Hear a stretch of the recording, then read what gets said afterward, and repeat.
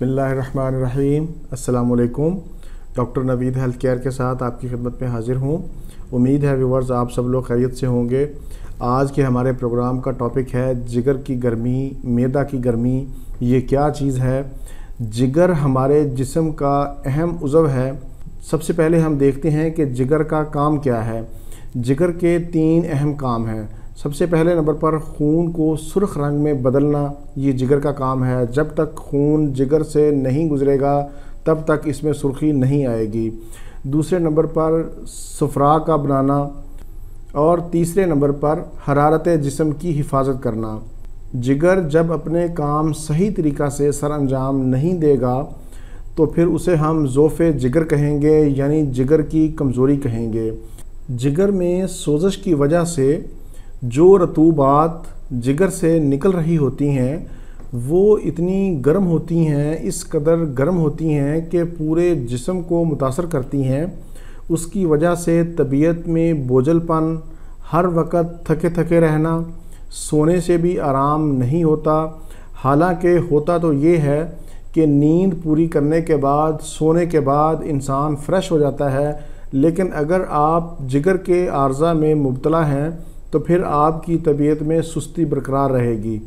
ऐसी सूरत में घबराहट होती है, बेचैनी होती है, नींद नहीं आती, जिस्म का रंग पीला हो जाता है, हाथ और पाँव से गर्मी का इखराज होता है, जैसे हाथ और पाँव से आग निकल रही हो, चेहरा तमतमाता हुआ। जब जिगर ठीक तरह से काम नहीं करेगा तो हाजमा भी ठीक नहीं होगा, कब्ज़ भी रहती है।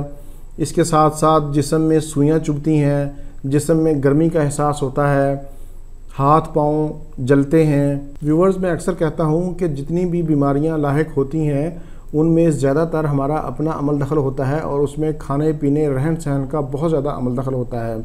जिगर के हवाले से भी यही है कि जिगर उस वक़्त बीमार होता है जब हम खाने में गलत अशिया इस्तेमाल करते हैं।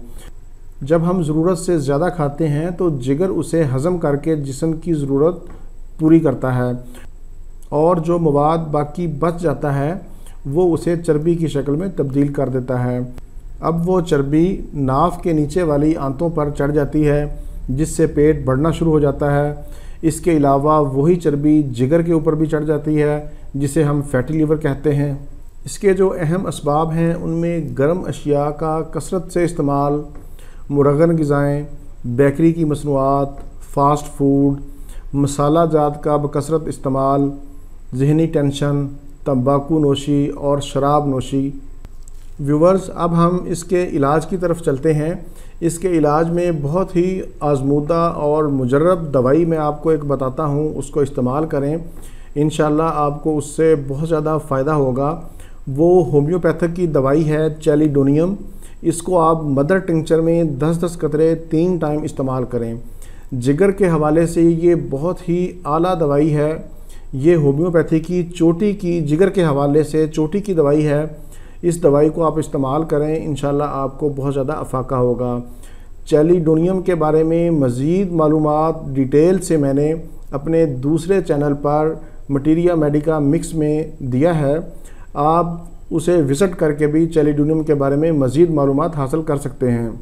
मैंने अपने दूसरे चैनल का लिंक इस वीडियो के डिस्क्रिप्शन में दे दिया है, आप वहां से क्लिक भी कर सकते हैं, या फिर आप YouTube के सर्च इंजन में मटीरिया मेडिका मिक्स लिखेंगे तो मेरा चैनल आ जाएगा, वहां पर आपको चैलिडोनियम की वीडियो मिल जाएगी। व्यूवर्स, ये था मेरा आज का प्रोग्राम। उम्मीद है आपको पसंद आएगा। अच्छा लगे इसे ज़रूर शेयर करें और मेरा चैनल भी सब्सक्राइब करें। इसी के साथ ही मुझे इजाज़त दीजिए। दोबारा किसी नई मालूमाती वीडियो के साथ आपकी खिदमत में फिर हाजिर होऊंगा। तब तक के लिए इजाज़त। अल्लाह हाफिज़, वस्सलाम।